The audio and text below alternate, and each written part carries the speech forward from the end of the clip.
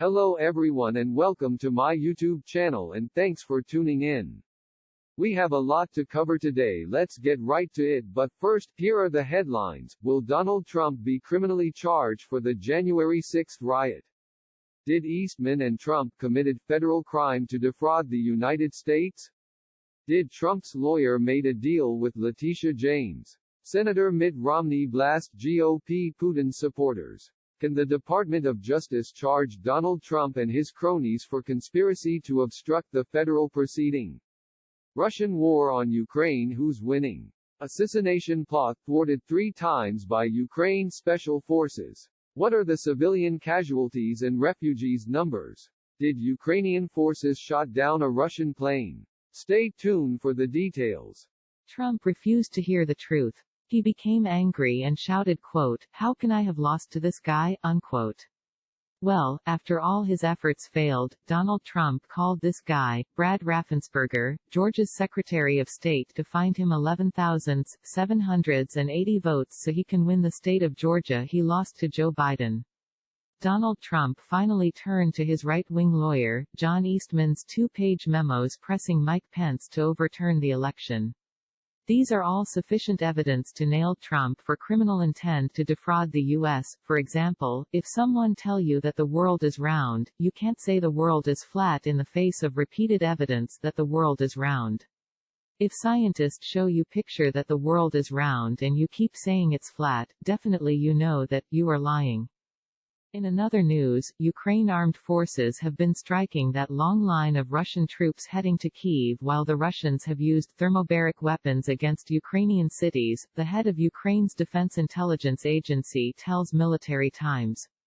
"We are striking the enemy's columns," Brigadier General Kirillo Budanov told Military Times in an exclusive interview. "We burn many columns of the enemy. So far, we now know that more than 2,000 Ukrainians lost their lives and the Russian reported that they only had 498 deaths on their side." Now for some international news. The president of Ukraine, Volodymyr Zelensky, have survived 3 assassinations attempt by a Russian spy who tried to kill him. President Zelensky fled for safety after he was informed by a Russian intelligence agent about the assassination. Putin had a wish list to kill him and others who are standing up against his brutal war. According to legal scholars, looking at these mounting evidence, we believe the Department of Justice is secretly building its case against Donald Trump and his cronies. Pending charges will be the conspiracy to obstruct a legal proceeding and conspiracy to defraud the United States. Trump and his lawyer violated Section 18 United States Code 371. It prohibits fraud and conspiracy to defraud the United States. It is a federal crime if you try to defraud the U.S. government. Romney did not name whomever he was talking about, but the Utah senator is a prominent critic of former President Donald Trump, who has praised Putin's Ukraine strategy as genius and repeatedly showered the autocratic Russian with praise throughout his presidency. On Saturday, Trump balanced those comments with words of praise for Ukrainian President Volodymyr Zelensky, whom he called a brave man for standing firm amid Moscow's assault. Trump continued to cast Putin as a crafty operator who has outmaneuvered President Biden at every turn. Putin is playing Biden like a drum, and it's not a pretty thing to watch, Trump said Saturday at the Conservative Political Action Conference. Senator Mitt Romney said on Sunday that, quote, "It just makes me ill to see people inside of the Republican Party praise Russian President Vladimir Putin as he wages war against Ukraine."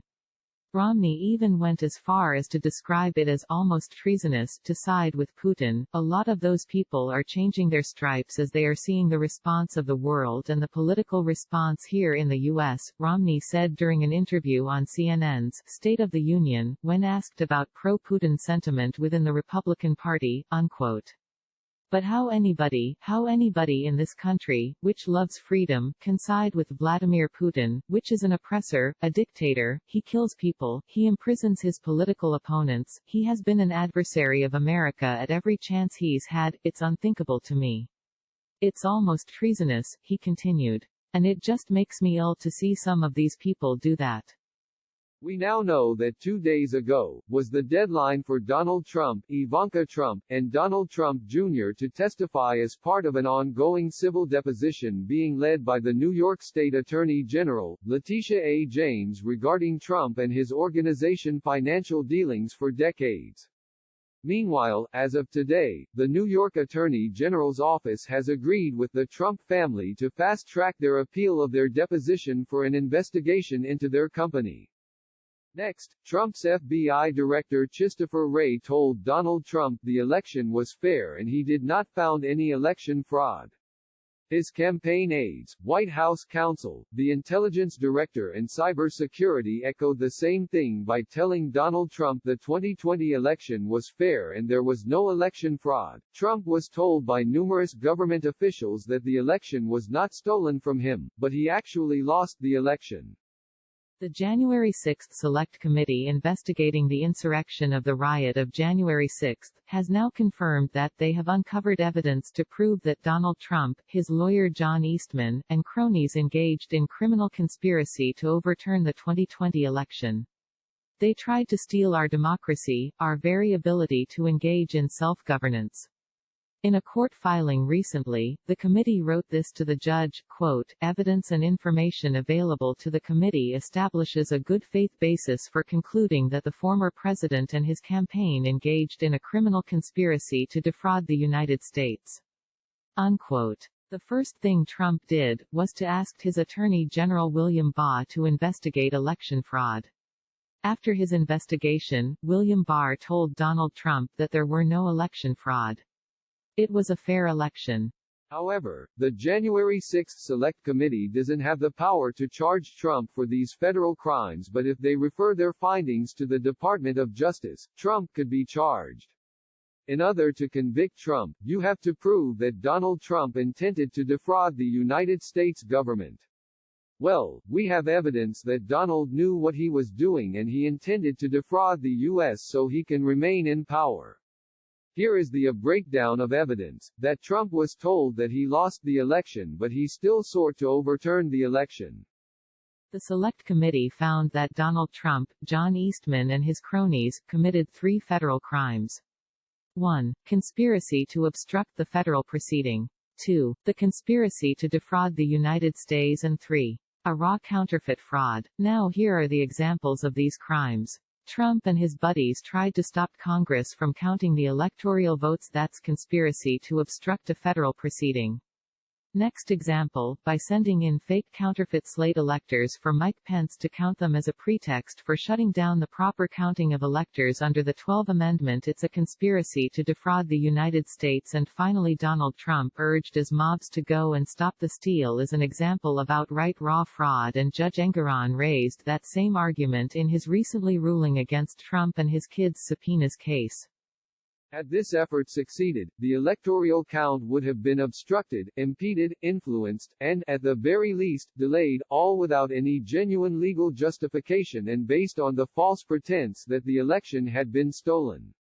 There is no genuine question that the president and his plaintiff attempted to accomplish this specific illegal result. The apparent objective of these efforts was to overturn the results of the 2020 presidential election and declare Donald Trump the winner. In this way, the conspiracy aimed to obstruct and interfere with the proper functioning of the United States government, the committee concluded. The January 6 Select Committee also described this guy seeing here with the hat on, John Eastman, in playing a central role in developing the legal strategy to justify a coup for Trump to remain in office. Eastman wrote a 2-page memos for Mike Pence to toss out the electoral votes Biden won and replaced them with the fake electors' vote they had in place. The Select Committee belief that Trump and others may have engaged in criminal and/or fraudulent acts, and that plaintiffs' legal assistance was used in furtherance of those activities.